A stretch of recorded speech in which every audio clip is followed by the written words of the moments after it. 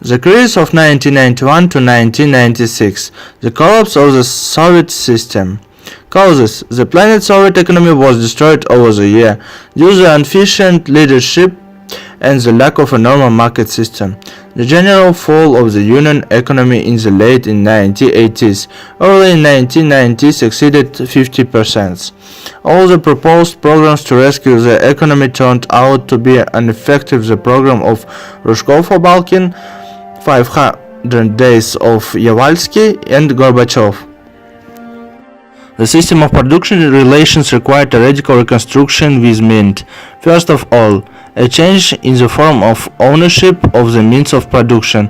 The introduction of partial measures not opposed by deep complex transformation in the economy has led to increase in production decline. The lines of the inflation mechanism and destabilization of macroeconomic level. The crisis in the economy of the former USSR was essentially the main reason for its political collapse.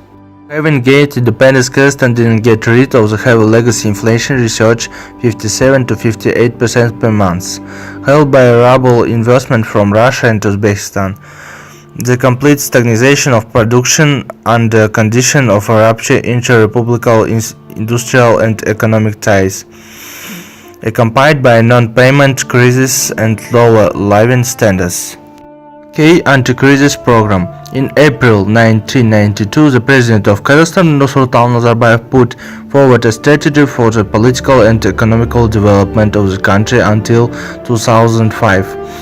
In the economy, a political privatization was proclaimed.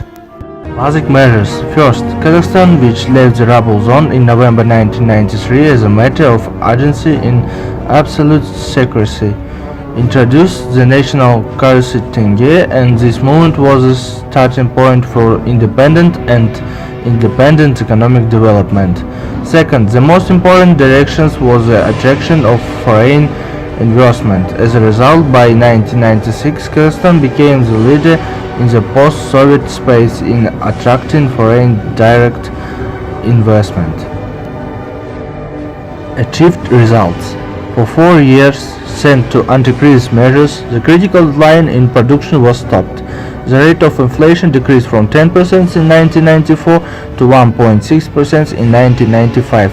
The average monthly rate inflation decreased 23.5% to 4% over the year.